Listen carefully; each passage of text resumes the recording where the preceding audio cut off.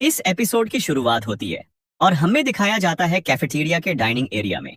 स्याओनिंग स्यूलाई के पास गया और कहा, मुझे तुमसे कुछ कहना है। स्यूलाई ने हैरान होकर पूछा, क्या है? स्याओनिंग के गाल लाल हो गए और वह हकलाने और शर्माने लगी और कहा, तुम अब भी मुझसे पूछ रहे हो कि यह क्या है? निराश होकर उसने फिर गुस्से में कहा, कुछ नहीं, बस अपना खाना खाओ। उसने मन ही मन सोचा, मुझे उम्मीद है कि इससे तुम्हारा गला घुटेगा। शिवलाई ने बिना डिस्ट्रैक्ट हुए श्याओनिंग को भी खाने के लिए कहा और फिर अपने खाने और नोट्स की ओर मुड़ गई। श्याओनिंग बैठ गई। उसे अपनी किताबों पर कंसंट्रेट करते हुए देखने लगी और उसकी ओर अटेंशन नहीं दे रही। उसने सोचा कि उसके साथ क्या गड़बड़ है। मैं यहाँ 3 मिनट से बैठी हूँ और वह केवल खाना खाने और अपनी नोटबुक को देखने पर केंद्रित है। वह वास्तव में मुझसे एक शब्द भी कहने से खुद को रोक रहा है। अचानक स्यूलाई ने कुछ नोटिस किया और ऊपर देखा। शाओनिंग ने सोचा कि क्या वह अब फटने वाला है और मुझसे बात करने वाला है, लेकिन फिर उसे एहसास हुआ कि वह उसे ईगरली नहीं देख रहा था। उसने आश्चर्य हुआ कि वह किसे देख रहा था। जैसे ही वह मुड़ा, उसने ब्लॉन्ड हेयर वाली एक लड़की को देखा, किसका नाम जोंग शुएली है। शाओनिंग ने सोचा कि वह किसी और के लिए गिर रहा है। जोंग शुएली हर दिन अट्रैक्टिव कपड़े पहनती है और उसका फैमिली वास्तव में रिच है। ऐसे बहुत कम लोग हैं जिन्हें उस तरह की वुमन पसंद नहीं है। शाओनिंग ने रिडिक्यूल किया, एक मेंढक हंस का मांस खाने का सपना नहीं देख सकता। क्या तुम जानते भी हो कि जोंग जुएली किस तरह का पर्सन है?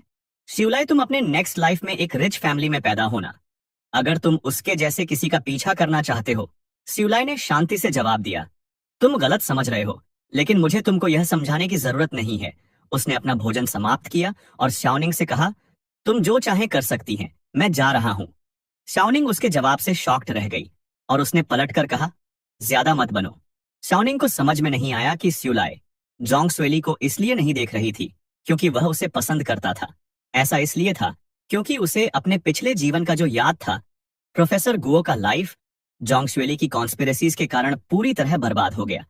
उसने न केवल उसका करियर बर्बाद कर दिया, बल्कि उसने सेकंड जनरेशन के अमीर बच्चे के रूप में अपने वेल्थ और पावर का यूज सच्चाई को तोड़ मरोड़ कर पेश करने के लिए और मीडिया को रिश्वत देने के लिए किए और प्रोफेसर गुओ को एक कोने में धकेलने के लिए किया। यहां तक कि उसकी वाइफ और बच्चे का जीवन भी अफेक्ट हुआ। उन्हें ऑस्ट्रेसाइज कर दिया गया, स्कूल में काम पर उनका जज किया गया और अपनी इनोसेंस साबित करने के लिए पब्लिकली शर्मिंदा किया गया। प्रोफेसर गुओ ने मीडिया से विनती करते हुए कहा कि अपने पूरे जीवन में वे अपनी वाइफ के प्रति लॉयल रहे, अपने स्टूडेंट्स के प्रति रिस्पॉन्सिबल रहे, अपने बेटे के प्रति डेडिकेटेड और अपने काम में हार्ड वर्किंग रहे, हमेशा अपने प्रिंसिपल्स को कायम रखा। फिर भी वे डिस्ट्रक्टिव रूमर्स का टारगेट बन गए जो जुंगाल में आग की तरह फैल गईं। प्रोफेसर गो अपना नाम साफ करने में अनेबल थे। उन्होंने अपनी इनोसेंस प्रूव करने के लिए मौत को चुना और उम्मीद की कि उन्हें एक ऑनेस्ट पर्सन के रूप में याद किया जाएगा। अपने लास्ट वर्ड्स में उन्होंने अनाउंस की कि उन्होंने कभी किसी स्टूडेंट के साथ जबरदस्ती या सेक्सुअल हरास नहीं किया। उन्हें जीवन में किसी दर्द के अलावा कोई रिग्रेट नहीं है। जो उन्होंने अपनी वाइफ और बच्चे को दिया था, उन लास्ट वर्ड्स को कहने के बाद वह सबके सामने कॉलेज की बिल्डिंग से कूद गया। जब सुलाई घटनास्थल पर पहुंची तो उसने केवल एक गिरते हुए शरीर का सैड सीन देखा। उसने जो हार्ट ब्रेकिंग अनुभव किया वह इनडिस्क्राइबेबल था। प्रोफेसर की वाइफ और बच्चे ने भी सब कुछ देखा और उनका दिल टूट गया। वह उस नुकसान को सहन करने में असमर्थ। प्रोफेसर की वाइफ ने बाद में अपने 10 साल के बेटे को दूसरों के पास छोड़कर सुसाइड कर ली। एक अच्छा फैमिली ऐसे ही डिस्ट्रॉय हो गया। लेकिन असली क्रिमिनल जोंग शुएली दुनिया की परवाह किए बिना अपने जीवन का आनंद ले रही थी। उसने उस ओल्ड पर्सन का उपहास किया। उसने सोचा कि मरने से, अपनी इनोसेंस प्रूव करने से मुझ पर असर पड़ेगा। यह कितना रिडिकुलस है। उसके दोस्तों ने भी इस पर कंसेंट जताई। इसके अलावा वह पहले से ही ओल्ड था। देर सबेर वह वैसे भी मर जाता। पहले मरने से सिर्फ दफनाने का खर्च बचेगा। जोंग शुएली को कोई रिग्रेट नहीं हुआ, यह जानते हुए कि जो कुछ भी हुआ वह उसके फादर पैसे से इसे हैंडल कर सकते थे। अच्छा है कि वह मर गया, कोई एविडेंस नहीं बचा। जीवन अनमोल है, मौत की तलाश क्यों? उसने ब्रूटली कहा। स्यूलाई, जिसने इंसिडेंटली सब कुछ सुन लिया था, उसे गुस्से का बूम फील हुआ। जोंग शुएली, तुम शायद कभी नहीं मर सकते हैं।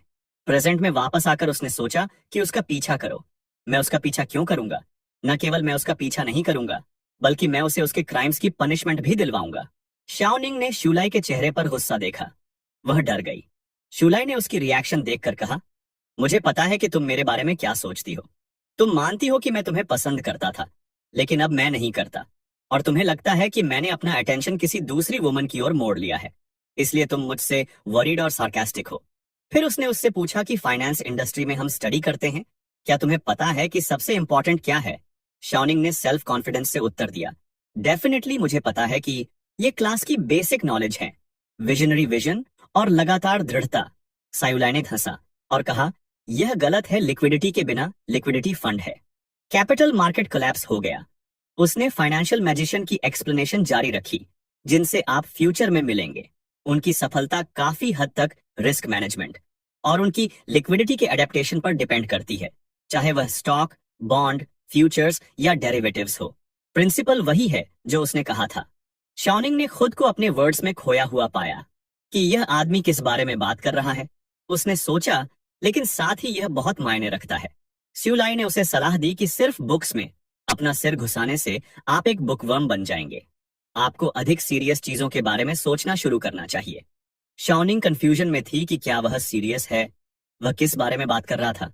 ऐसा लगा जैसे वह उसे नीचे देख रहा था, लेकिन गहराई से वह जानती थी कि उसका मतलब बिल्कुल भी ऐसा नहीं था। इससे पहले कि वह एक्सप्लेनेशन मांग सके, वह उसके सामने से गायब हो गया। वह गुस्से में चिल्लाई, सियुलाई, मुझे लेक्चर दिया गया और मैंने जवाब भी नहीं दिया। उसने सोचा कि उसका दिमाग 1000 तरीकों से दौड़ रहा है। वह अगली बार डेफिनेटली जवाब दे सकती थी। इस बीच बाहर सायुलाई सोच रही थी कि स्यांशी यूमी माँ शाओनिंग कुछ खास नहीं है। मुझे अपने पिछले जीवन में कैसे पता नहीं चला कि माँ शाओनिंग इतना शैलो था। जैसे ही उसने अतीत को याद किया, उसे याद आया कि शाओनिंग की दोस्त ने एक बार उससे कहा था, मुझे लगता है कि श्यूलाई तुम्हें वाकई पसंद करती है। वह एक ऑनेस्ट आदमी लगता है। तुम उस पर विचार क्यों नहीं करती? लोग अक्सर कहते हैं कि एक ऑनेस्ट पर्सन से शादी करना एक अच्छा ऑप्शन है। ये प्रूव करता है कि ऑनेस्ट लोगों को अभी भी मैरिज मार्केट में इंपॉर्टेंस दिया जाता है। हालांकि शाओनिंग ने अपनी दोस्त से कहा कि मेरी तुलना किसी भी रैंडम गाय से मत करो, लेकिन अगर वह मेरे पीछे जाना चाहता है तो उसे जाने दो। अगर वह मेरे साथ अच्छा व्यवहार करना चाहता है तो मैं उसे रोक नहीं सकती। अपने पिछले जीवन की सायुले को एहसास हुआ कि एक सेंट होने के नाते उसका अप्रोच बहुत नैरो था। वह शाओनिंग की थोड़ी सी भी काइंडनेस से मोहित हो गया था। वह उसके प्रति पूरी तरह से मोहित था। कौन जानता है कि उसने कितना समय बर्बाद किया। उसने जोंग मिंग को बताया कि स्कूल ब्यूटी ने मेरी तरफ देखा। क्या ऐसा हो सकता है कि वह मेरे बारे में अपनी राय बदलने लगी है? लेकिन अब जब वह उन चीजों को याद करता है तो उसे डिसअपॉइंटमेंट के अलावा कुछ नहीं लगता, क्योंकि स्याओनिंग की नजर में वह सिर्फ एक लिकिंग डॉग था। लेकिन इस जीवन में उसने संकल्प लिया कि मैं अपना समय चेरिश कर रखूंगा, और केवल हंसी का पात्र बनने के लिए। इतनी मेहनत करने के बजाय एक पुशर नहीं बनकर शुरू करूंगा। स्ट्रांग और इनएलिजिबल बनना बेहतर है। डेटिंग करने से बेहतर है बिजनेस बनाना। यांग फेलोंग के रूप का हमेशा मजाक उड़ाया जाता था। फिर भी कई लोग उसे ड्रैगन डैड कहकर उसका पीछा करते थे, और ब्यूटीज हमेशा उसके चारों ओर रहती थीं। अपीयरेंस, इनहेरेंट डिफेक्ट्स या लो स्टेटस, उनका क्या इंपॉर्टेंस है जब पावर और स्ट्रेंथ आपके भीतर इकट्ठा होती है? तो ये सभी चीजें आपकी कैपेसिटी को दिखाने वाली डेकोरेशन बन जाती हैं। फेक सोशल गेम्स को रिजेक्ट करना और वेल्थ और पावर की खोज पर कंसंट्रेट करना ही आगे बढ़ने का रास्ता है। मैं जो चाहता हूं वह मुझे मिलेगा, जिसकी मैंने कभी इमेजिन भी नहीं की थी, जो केवल ड्रीम डे के रूप में ही हो सकता है। मैं इसे इस जीवन में प्राप्त करूंगा। कुछ मोमेंट बाद बॉयज हॉस्टल में जोंगमिंग ने स्यूलाई को आज रात खेल देखने के लिए अपने घर पर इनवाइट किया, यह मेंशन करते हुए कि उसके पेरेंट्स एक बिजनेस डिनर के लिए बाहर गए हैं, इसलिए वे पूरी रात खेल देख सकते हैं। ज्यूलाई को याद आया कि आज जापान और क्रोएशिया के बीच World Cup group stage match था। जापान बुरी तरह हार गया और आगे बढ़ने में फेल रहता है। स्यूलाई ने जोंगमिंग से कहा, मैं नहीं जा रहा हूं। मैंने आज अपने लिए जो स्टडी प्लान बनाई थी उसे पूरा नहीं किया है। उसने खुद से सोचा, यह खेल जो मैंने अपने पिछले जीवन में सैकड़ों बार देखा है, यह मेरी प्लान्स पर प्रोग्रेस करने से ज्यादा इंटरेस्टिंग कैसे हो सकता है? समय किसी का इंतजार नहीं करता। मुझे प्रोग्रेस करना शुरू करना होगा। फेलोंग टेक को सेव करना और पहला कदम हासिल करना होगा। जोंगमिंग ने आश्चर्य से पूछा, क्या तुम सीरियस हो? ये वर्ल्ड कप है। वर्ल्ड कप जो हर 4 साल में एक बार होता है, और तुम नहीं देख रहे हो।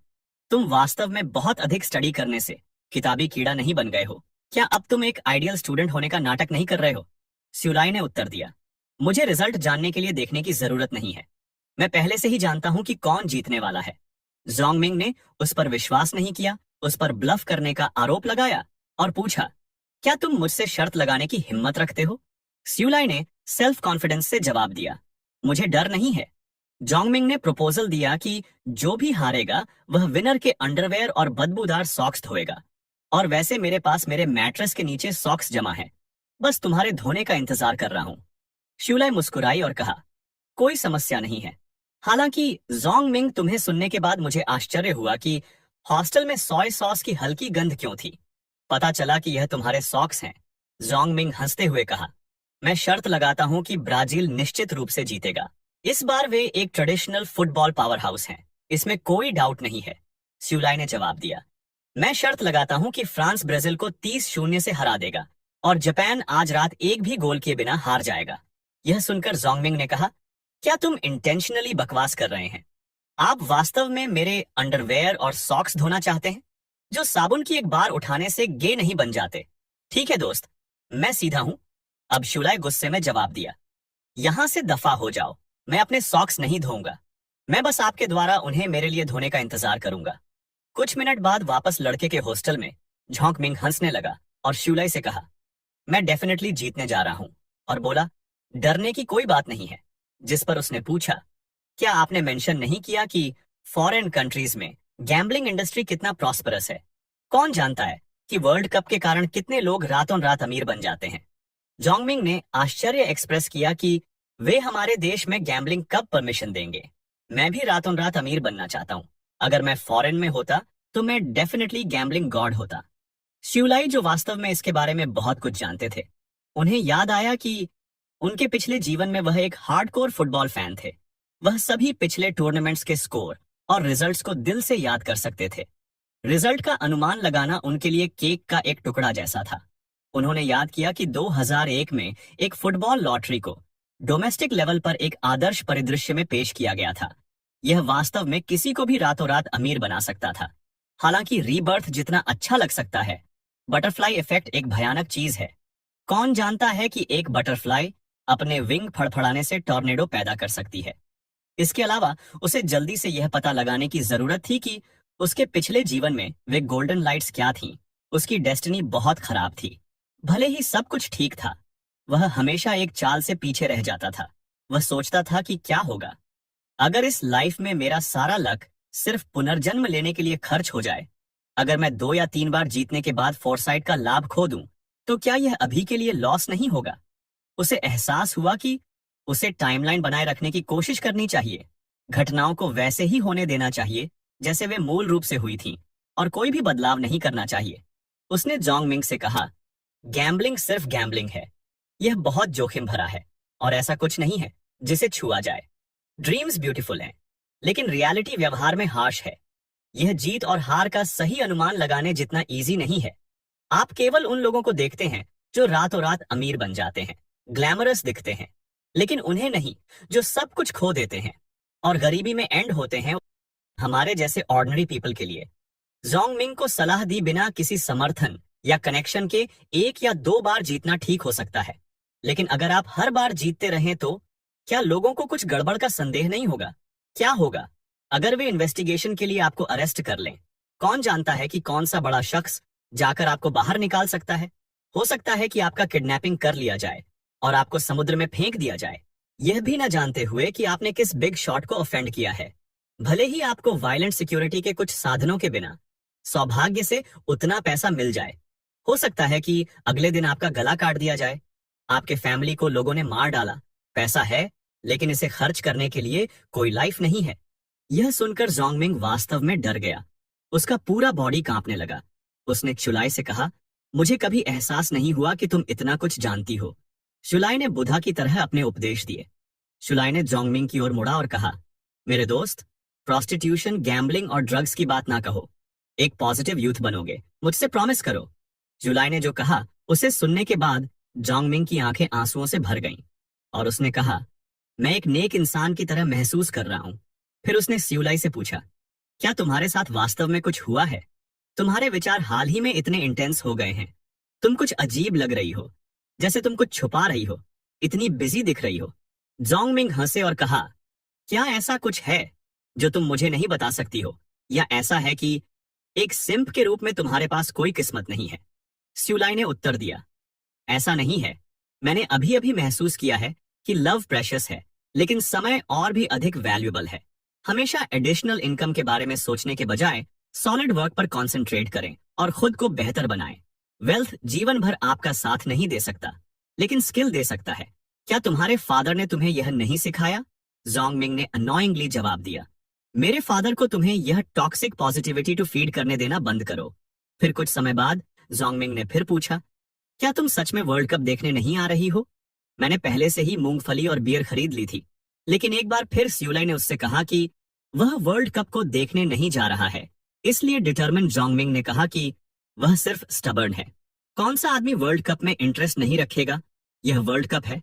हालांकि एक क्लोज फ्रेंड के रूप में जोंगमिंग यह महसूस नहीं कर सका कि स्यूलाई के फैमिली में कुछ हुआ होगा। स्यूलाई शायद मुझसे पैसे मांगने में बहुत शर्मिंदा है, जोंगमिंग ने सोचा, और शायद पार्ट टाइम जॉब करने के लिए रात में बाहर निकल रहा है। मैं उसके साथ समझदार दोस्त बनूंगा और उसे एक्सपोज नहीं करूंगा। फिर उसने जुलाई से पूछा कि अगर कुछ गलत है तो आप बोल सकते हैं। अगर आपको किसी भी हेल्प की जरूरत हो तो मैं डेफिनेटली तुम्हारे लिए वहां प्रेजेंट रहूंगा। स्यूलाई ने उसे आश्वस्त किया कि तुमको चिंता करने की जरूरत नहीं है। ये सुनने के बाद कि सब कुछ ठीक है, जोंगमिंग मैच देखने के लिए अपने घर की ओर चल दिया। स्यूलाई ने मुस्कुराते हुए सोचा कि अगर मेरे पास्ट लाइफ में जोंगमिंग अपने फैमिली के बैंक्रप्सी के कारण गायब नहीं हुए होते तो जब मैं बैंक्रप्ट हो गया था तो वह शायद मेरी मदद करने वाला एकमात्र पर्सन होता। जोंगमिंग दरवाजे के बाहर खड़ा था। उसने कहा, चाहे कुछ भी हो, मैं हमेशा तुम्हारे लिए यहाँ रहूंगा ब्रदर। फिर स्यूलाई ने निर्णय लिया कि इस जीवन में वह अच्छे लोगों को पुरस्कृत हुए बिना नहीं जाने देगा। बाद में कंप्यूटर लैब में स्यूलाई अपने मिशन को पूरा करने के लिए कॉलेज के कंप्यूटर्स का यूज कर रहा था। वह एक ऐसा सॉफ्टवेयर बना रहा था जो क्लियर स्ट्रक्चर और बिना किसी रिडंडेंसी के साथ इनोवेशन और रीडेबिलिटी को बैलेंस करता था। यह डेफिनेटली इस ईरा के लिए डिजाइन किया गया एक अमेजिंग प्रोग्राम था। उसने खुद से सोचा कि हार्ड वर्क का फल मिलता है। ये यूजलेस नहीं था कि मैं क्लास के तुरंत बाद कंप्यूटर लैब में गया था। अल्टीमेटली एक सैटिस्फैक्टरी फर्स्ट जनरेशन का ई कॉमर्स प्रोग्राम पूरा किया। हालांकि उसने ये नहीं सोचा था कि इस ईरा के कंप्यूटर्स को ऑपरेट करना इतना उदासीन महसूस कराएगा। उसने उस प्रोग्राम वाली सीडी को पकड़ लिया, ये सोचकर कि जब यांग फेलोंग सीडी देखेगा तो वह शायद घुटनों के बल बैठ जाएगा और मुझे डैड कहेगा। कुछ मोमेंट बाद हॉलवे में श्यूलाई ने जोंग श्वेली को मिस्टर लिन के साथ देखा। जोंग श्वेली ने उसके चेहरे पर चूमने के निशान बना रखे थे। उसे यह देखा कि उसके लिए कुछ करने के लिए कह रहा था। यह देखकर श्यूलाई ने उस कॉन्स्पिरेटर नजर से सोचा कि वह कुछ अच्छा नहीं करने वाली होगी। जोंग श्वेली शायद अच्छे ग्रेड पाने के लिए मिस्टर लिन के साथ कुछ कर रही है। उसने सोचना जारी रखा कि यह एक और विक्टिम है। वह शायद अपने बनाए गए कुछ लीवरेज का यूज अपने अनस्पीकेबल गोल को अचीव करने के लिए कर रही है। अगर मैं खोई हुई अपने पिछले जीवन की मेमोराइज को याद करूं तो मैंने गलती से 2 लड़कियों के बीच बातचीत सुन ली थी। उनमें से एक ने अपने दोस्त से पूछा कि क्या तुमको लगता है कि प्रोफेसर गुओ के साथ जो हुआ वह सच है? उनका अंत इतना दुखद रहा। अगर यह झूठ है तो जोंग श्वेली को इससे क्या लाभ हुआ? उसके पास सब कुछ है, वह अपनी प्रेस्टीज क्यों खराब करेगी? उसके दोस्त ने जवाब दिया कि इसके बाद क्या प्रेस्टीज, वह अभी भी अपनी प्योर और इनोसेंट इमेज बनाए हुए है। पैसा ही सब कुछ नहीं है। स्कूल में बहुत सारे अमीर और पावरफुल लोग हैं, लेकिन वह अकेली है जिसे हमेशा सबसे अच्छे अवसर मिलते हैं। क्या आपको नहीं लगता कि इसमें कुछ गड़बड़ है? एक्साइटेड होकर पहली लड़की ने पूछा कि क्या हो रहा है। दूसरी लड़की ने समझाया, मेरे एक रूममेट ने मुझे बताया कि जोंग श्वेली अक्सर पूरी रात बाहर रहती है। उसके कई टीचर्स और स्कूल के लीडर्स के साथ अनक्लियर रिलेशनशिप हैं। प्रोफेसर गुओ जैसा कोई पर्सन जो अपने प्रिंसिपल्स पर अड़ा रहता है और कॉम्प्रोमाइज करने से इनकार करता है, वह एक बिल्डिंग से कूद गया जो उसका अपोज नहीं कर सका। उसे बार बार धमकाया जाता है और उसके लिए शेडी चीजें करने के लिए मजबूर किया जाता है। तुम जानते हैं कि वांग जुआग ने पढ़ाई छोड़ दी क्योंकि उसने जोंग श्वेली को ऑफेंड कर दिया था और अब वह स्कूल में नहीं रह सकती थी। फिर उसकी सहेली ने पूछा, लेकिन वे टीचर सिर्फ उसकी बात क्यों सुनते हैं? लड़की ने जवाब दिया कि वे और क्या कर सकते हैं। टीचर स्टूडेंट के रिलेशन सेंसिटिव होते हैं और उनमें से कई के फैमिली होते हैं। अगर वे अपनी नौकरी बचाना चाहते हैं तो उन्हें इसे सहना होगा। साथ ही वह हमेशा अपनी फ्लर्टिंग का एविडेंस रखती है। गुलाबी बालों वाली लड़की गुस्सा हो गई और कहा, इतने सारे लोगों के साथ आश्चर्य हुआ कि किसी ने उसकी ट्रू नेचर को एक्सपोज क्यों नहीं किया। उस लड़की ने जवाब दिया कि उसके तरीकों से कौन हिम्मत करता है। आप यह भी नहीं जान पाएंगे कि उसने आपको कैसे बर्बाद कर दिया। उसने अभी अभी प्रोफेसर गुओ को खत्म कर दिया। तभी अचानक दोनों ने स्यूलाई को देखा, जो पीछे से उनकी बातचीत सुन रहा था। उसे देखते ही उन्होंने तुरंत बात करना बंद कर दिया और जाने लगे, लेकिन स्यूलाई ने गुस्सा होकर उन्हें रोक दिया और कहा कि मुझे वह सब बताओ जो तुम जानते हैं। ऑरेंज बालों वाली लड़की क्लियरली डरी हुई थी। उससे कहा कि मैं आपको बताऊंगी, लेकिन मैंने इसे किसी और से सुना है। ये सच नहीं भी हो सकता है। स्यूलाई को सरप्राइज हुआ कि क्या उस मेल टीचर को भी जोंगशुएली द्वारा ब्लैकमेल किया जा रहा था। किसी ने उम्मीद नहीं की होगी कि उसके जैसा कोई पर्सन हनी ट्रैप के कैंपस एडिशन को खेलने के लिए सेड्यूस और अनरिटन रूल्स का सपोर्ट लेगा। स्यूलाई ने खुद पर मुस्कुराते हुए सोचा कि उसे अभी के लिए कंप्लेसेंट रहने दो। जो लोग महान चीजें हासिल करते हैं उन्हें प्रायोरिटी देनी चाहिए और डिफिकल्टीज को सहना चाहिए। लेकिन अब मेरा एकमात्र टारगेट यांग फैलोंग को हराना है। मैं उस पर अतिरिक्त एनर्जी बर्बाद नहीं कर सकता, या मैं ग्लू की तरह फंस जाऊंगा। प्रेशियस समय बर्बाद कर रहा हूं, जिसे अपॉर्चुनिटीज को लपकने में खर्च किया जा सकता था। फिर उसने जोंगशुएली के बारे में खुद से सोचा, बस रुको, तुमने प्रोफेसर गुओ को मौत के घाट उतारने के लिए पैसे का इस्तेमाल किया, लेकिन एक दिन तुम उसी पैसे की वजह से अबिस में गिर जाओगे। मैं वह पर्सन हूं जो तुम्हारे लिए उस अबिस का निर्माण करूंगा। जैसे ही जोंगशुएली वहां से चला गया, श्यूलाई कंप्यूटर लैब से बाहर आई और जोंगशुएली के बारे में विचारों में खो गई। वह अपने आसपास ध्यान नहीं दे रहा था। अचानक वह एक ब्यूटीफुल लड़की से टकराया जो बुक्स का ढेर उठाए हुए थी। लड़की जमीन पर गिर गई और उसकी सारी किताबें बिखरी हुई थीं। श्यूलाई ने जल्दी से माफी मांगी और उन्हें उठाने में मदद करने के लिए अपना हाथ बढ़ाया। हालांकि ब्यूटीफुल लड़की ने पोलाइटनेस से मना कर दिया और कहा कि आपको ऐसा करने की जरूरत नहीं है, मैं इसे खुद कर सकती हूँ। जैसे ही वह मदद करने के लिए नीचे झुका, उनके हाथ गलती से टच हो गए। वह शर्मा गई और जल्दी से अपना हाथ हटा लिया। थोड़ा शर्मीला लग रहा था। श्यूलाई ने फिर से माफी मांगी, यह समझाते हुए कि वह डीप थॉट्स में खो गया था और वह ध्यान नहीं दे रहा था कि वह कहाँ जा रहा था। लड़की ने उसे कहा कि कोई बात नहीं, सब ठीक है, मैं थोड़ी जल्दी में थी। साथ ही श्यूलाई ने करीब से देखा। उसने अचानक उसे पहचान लिया कि यह लियाओ कैक्सीन है। वह अपने पास्ट लाइफ में वह एक बेस्ट सेलिंग ऑथर बन गई थी और श्यूलाई का आइडियल भी थी। वह एक डार्क हॉर्स के रूप में लिटरेरी वर्ल्ड में आई थी। उसके पहले नॉवल की 1 मिलियन से अधिक कॉपीज बिकी थी। वह अर्बन यूथ के बारे में अपने राइटिंग के लिए फेमस थी और उनके काम रोमांस से परे जीवन की खोज करते थे, गहरे विषयों को छूते थे। उनका राइटिंग एक्स्ट्रॉर्डिनरी था और कुछ ही स्ट्रोक के साथ वह कैरेक्टर्स को जीवंत कर देती थी, उन्हें कनेक्टेड और रेजोनेट करती थी। जब श्यूलाई को पता चला कि उसका आइडियल अब उसका स्कूलमेट था, तो उसने बिना सोचे समझे प्राउड और रेस्पेक्ट महसूस किया। उसने एक्साइटमेंट से लियाओ कैक्सिन को पुकारा। वह चौंक गया। लियोन ने पूछा, क्या आप मुझे जानते हैं? यह महसूस करते हुए कि उसने अपनी एक्साइटमेंट को खत्म कर दिया था। श्यूलाई ने जल्दी से बहाना बनाया कि मैंने स्कूल जर्नल में आपके कुछ आर्टिकल देखे थे। उसके काम की प्रशंसा करना शुरू कर दिया और कहा, आप ऐसे वर्ड्स के साथ लिखते हैं जो जेम्स की तरह चमकते हैं। लेकिन अपने मन में वह सोच रहा था कि अपने आइडियल से मिलने के बाद एक्साइटेड होने से कौन रोक सकता है, खासकर उनके यूथ वर्जन से। उसने कहा, मैं एक बार एक स्कूल प्रोग्राम में गया था और आपको मंच पर अवार्ड पाते हुए देखा था। इसी तरह मैं आपको याद करता हूँ। जुलाई ने सोचा कि उम्मीद है कि यह एक्सप्लेनेशन काम करेगा, लेकिन लियो कैक्सीन बिना किसी डाउट के उसके एक्सप्लेनेशन को एक्सेप्ट कर शर्मा गई। लेकिन जैसे ही उसने उसे देखा, जुलाई को याद आया कि कैसे अतीत में प्रेस कॉन्फ्रेंस और फोटोग्राफ्स में वह प्रेस्टिजियस और एलिगेंट दिखाई देती थी। अब अपने यंग लुक को देखा, वह कितनी शाय और क्यूटी लग रही थी। अपनी यंग एज में अपने आइडियल से मिलना एक ऐसा गिफ्ट है।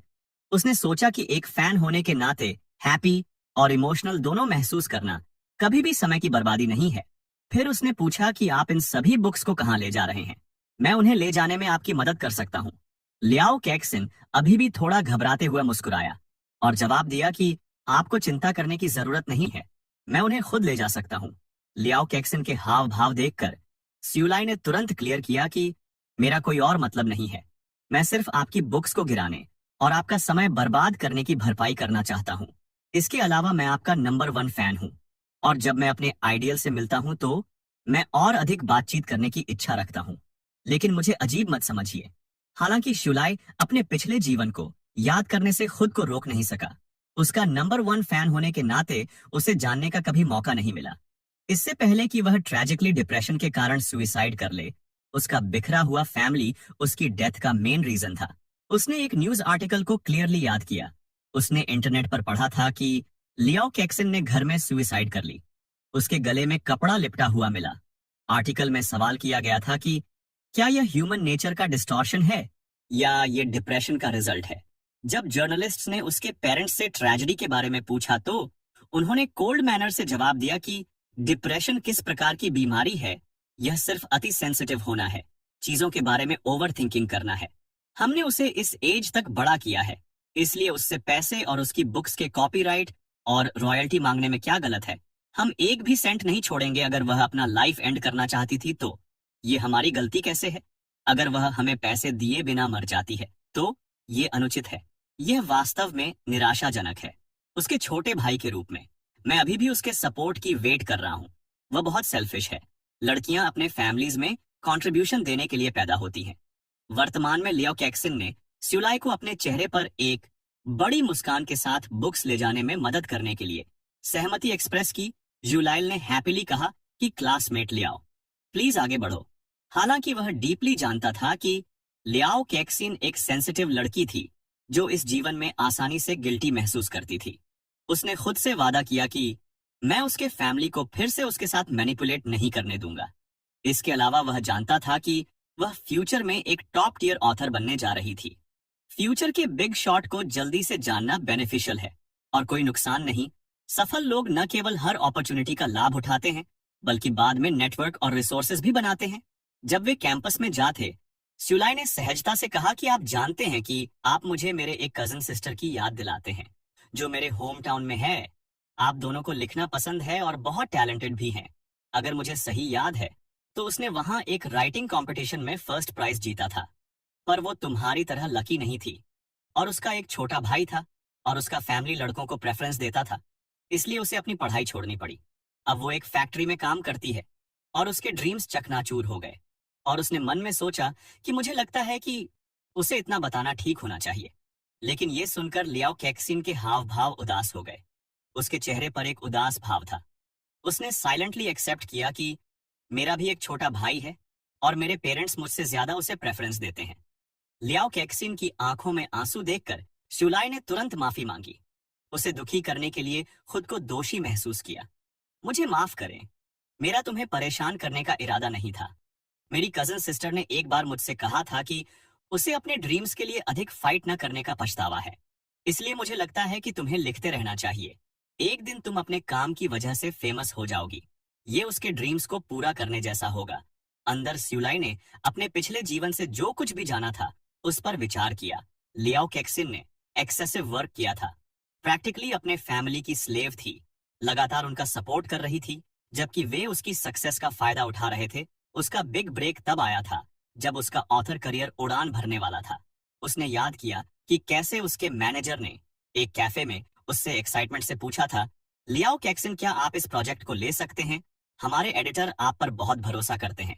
आपका स्केड्यूल टाइट है लेकिन हमें जनवरी के अंत तक इसकी जरूरत है। अगर आप इस अपॉर्चुनिटी को लेते हैं तो आपके पास फ्यूचर में प्रमोशन के लिए बहुत सारे मौके होंगे। साथ ही हम आपको प्रोजेक्ट के लिए 20% एडवांस पेमेंट करेंगे। एडिटोरियल में उसके मैनेजर ने उसे कॉन्फिडेंट किया कि यह एक दुर्लभ अवसर था। आप हमेशा दूसरी नौकरी ढूंढ सकते हैं लेकिन इस तरह के मौके कम ही होते हैं। हालांकि जब उसने अपने फैमिली को बताया कि वह राइटिंग पर कंसंट्रेट करने के लिए अपनी रेगुलर जॉब छोड़ना चाहती है तो वे ये सुन के गुस्सा हो गए। उन्होंने उसे डांटा और कहा कि हमने तुम्हें कॉलेज भेजने के लिए इतनी मेहनत की और हमें इससे क्या मिला? वह बिजी जॉब तुम्हें मुश्किल से 3000 युआन मासिक देती है और तुम उसमें से हमें केवल 1000 देती हो। तुम्हारे लिए उस ओल्ड मैन जांग से शादी करना बेहतर होगा। मिसेस जांग बनने से जीवन आसान हो जाएगा। तुम्हें बस उसके साथ हर दिन कार्ड प्ले करना होगा। इससे भी इंपॉर्टेंट बात यह है कि तुम फैमिली को पैसे भेजने में एबल हो जाओगी। भले ही लियाओ कैक्सिन ने कॉलेज से ग्रेजुएट की डिग्री प्राप्त की थी, उसके फैमिली ने उसे एक टूल से ज्यादा कुछ नहीं माना। उसके भाई ने अपना पैसा बर्बाद कर दिया था और शादी करने वाला था और वे उसे अपनी फाइनेंशियल सेफ्टी नेट के रूप में देखते थे। फ्रस्ट्रेशन में उसके फैमिली ने उसकी शादी एक ओल्ड नेबर से कर देगी ताकि उसका पैसा के बोझ तले उनकी डिमांड्स दब जाए। इस वजह से उसने नौकरी छोड़ने का विचार छोड़ दिया। उसके पास काफी समय तक लिखने का समय नहीं था और वह एक बहुत बड़ा अपॉर्चुनिटी मिस हो गई। जिस ऑथर ने उस प्रोजेक्ट पर उसकी जगह ली वह एक फेमस यंग राइटर बन गया, लिटरेचर की दुनिया में एक नया शाइनिंग स्टार बना। वह अक्सर घर जाते समय इस ऑथर के पोस्टर देखती थी जिस पर ऐसे टाइटल एंगेज्ड होते थे जैसे एक न्यू स्टार उभर रहा हो और कई लिटरेरी अवार्ड्स का विनर हो। वह खुद को उनके प्लेस पर होने की इमेजिन करने से रोक नहीं पाती थी। सोचती थी कि इसके बजाय क्या हो सकता था। उसने अपने दिन एक यूजलेस जॉब में ओवरटाइम काम करके बिताए जिसमें कम सैलरी था। जो भी पैसा वह कमाती थी वह उतनी ही तेजी से गायब हो जाता था जितनी तेजी से वह आता था, क्योंकि उसे अपना रेंट चुकाने के बाद सारा पैसा अपने परिवार को भेजना पड़ता था। उसके पास खुद के लिए बेरली कुछ बचा था। एक ग्रेट लेखक बनने का सपना और दूर होता जा रहा था। लियाओ कैक्सन हमेशा घर पैसा भेजती थी, इस डर से कि अगर वह ऐसा नहीं करती तो उसकी माँ उसे फिर से डांटेगी। अगर उसने सफिशिएंट नहीं भेजा तो कंप्लेंट्स का कोई अंत नहीं होगा। इन सर्कमस्टेंसेस में वह एक डीप डिप्रेशन में चली गई, लेकिन लकीली राइटिंग ही उसका एकमात्र रास्ता बन गया। हालांकि उसके जीवन में देर हो चुकी थी, वह खुद के लिए एक नाम बनाने में सक्सेसफुल रही और एक उभरती हुई राइटर के रूप में उभरी। हालांकि उसकी सक्सेस लॉन्ग टाइम तक नहीं रही। अच्छा पैसा कमाने के बावजूद उसके पेरेंट्स हमेशा उसे छीनने के तरीके ढूंढते थे।